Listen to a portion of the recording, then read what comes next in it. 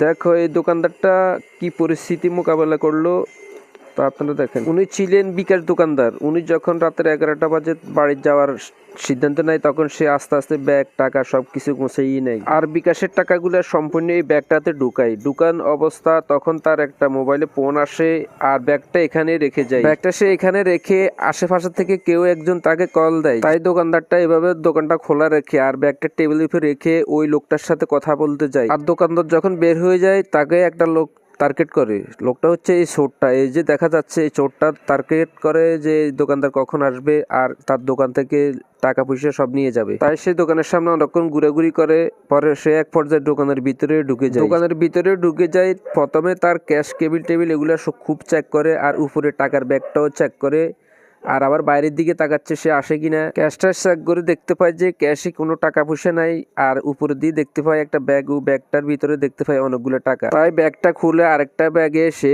সুন্দরভাবে ভিতর থেকে টাকাগুলো বের করে আরেকটা ব্যাগে নিয়ে নেয়। আর সে টাকাগুলো নিতে অনেক সময় ব্যয় করার কারণে আজকে তার কপালে অনেক শনি আছে। আর ওই ব্যাগের টাকাগুলো সম্পূর্ণ নেওয়ার পরও সে আরো চেষ্টা করতেছে কোথাও কি সে টাকা পায় কিনা, তাহলে ওগুলো সে নিয়ে নেবে। পরে সে অনেকগুলো টাকা টোকাটুকি করে না পাওয়ায় আর যে টাকাগুলো নিছে ওই টাকাগুলো হাড়ে নিয়ে যায়, বাইরের দিকে দেখতে পায় যে ওই লোকটা আসতেছে। পরে সে তাড়াতাড়ি করে এই কার্টনটা খোলা থাকে, কার্টনের ভিতরে ঢুকে পড়ে আর দোকানদার চোরটাকে দেখে নাই আর সে নিজের ক্যাশে বসে আরো টুকটাক কিছু কাজ থাকে এগুলো নিয়ে ব্যাগটা কাঁধে করে চলে যায়। দোকানদারটা যখন বের হয়ে যায় তখন তার লাইট একটা বন্ধ করে দেয় আর গ্লাসটা টেনে শাটারটা নামিয়ে দিয়ে চলে যায়। আর চোরটা কার্টনের ভিতরে রেস্ট করে, সে কিভাবে বের হবে তার চিন্তা কিছুই মাথা কাজ করে না। পরে দোকানদারটা চলে যাওয়ার পরে তার একটা অনুভব হয় হ্যাঁ সে চলে যায়। পরে সে আস্তে আস্তে বের হয়ে সে হতভম্ব হয়ে যায় কি করবে সে। পরে সে পুরো দোকানে ঘুরে করে একবার শাটারের কাছে যায়, উঠাতে চেষ্টা করে, আবার মাথায় হাত দেয়, আবার থাই গ্লাস লাড়াচাড়া করে। আর সে এভাবে ঘন্টাখানেক